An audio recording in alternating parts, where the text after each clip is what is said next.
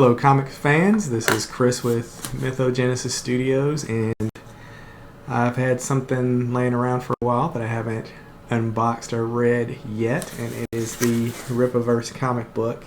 So I'm excited to rip into this and see what it's about. That's what it came with. It's a nice box, very protective.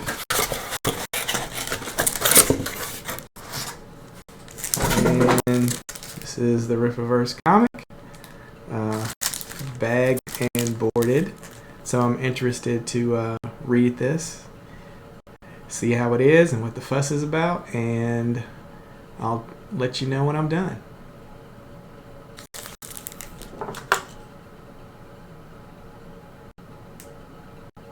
Two hours later. Hello, comic book lovers and Mythogenesis Studios fans. I'm back with another video where I'm completing my review of ISOM #1 graphic novel by Eric July. And I read it last night, and it was a pretty good read. It's about Avery, which is the main character, ISOM. And it turns out that his sister calls him, who's Altona, and she's searching for a girl named Jasmine that she knows.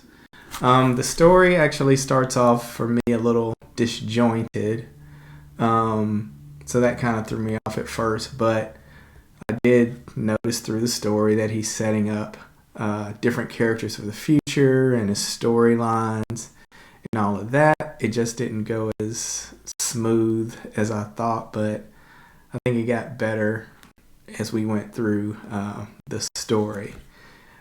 It does introduce a few other superpowered characters, which he accepts in the vein of mutants or in manga, where they have quirks in My Hero Academia. So that's an interesting name for the powered people in his universe.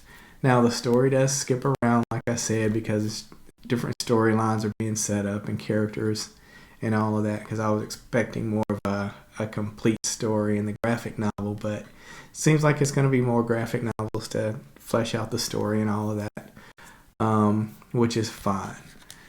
Now, I really did like the art, and Cliff Richards was the artist, and Gabe L. Teeb was the colorist. So the artist and the colorist were top notch that he chose to complete this project.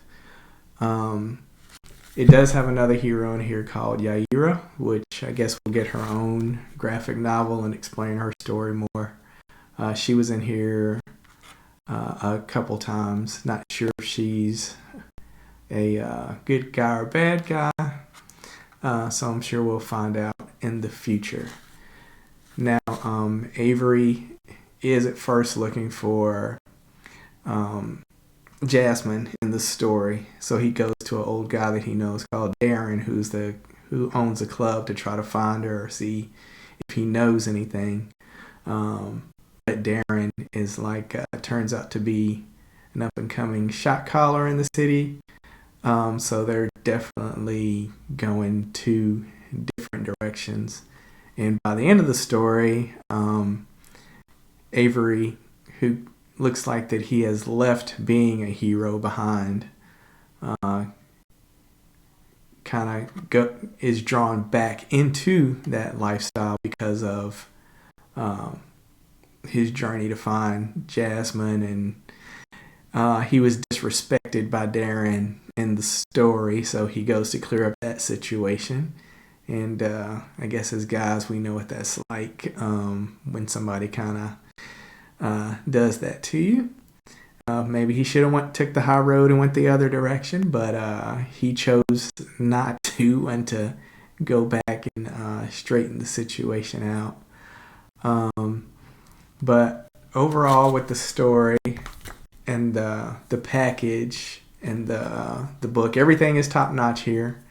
The paper quality, the coloring, the artist, Like I said, the story is a little disjointed, but it gets better as you go through it. So I'm waiting for the next one so I can see more of what happens. So this was a big project. As you know or may not know, he made over $3 million with this project. So kudos to him on this and creating a new character and creating a new universe, because we know that we need more of that and variety and choice in the comic book market today. So that's just my quick review of ISOM #1. So if you want to, you can look it up and join his next crowdfunding opportunity and get #2, or just try to find this one if you can. So that's it, and talk to you next time.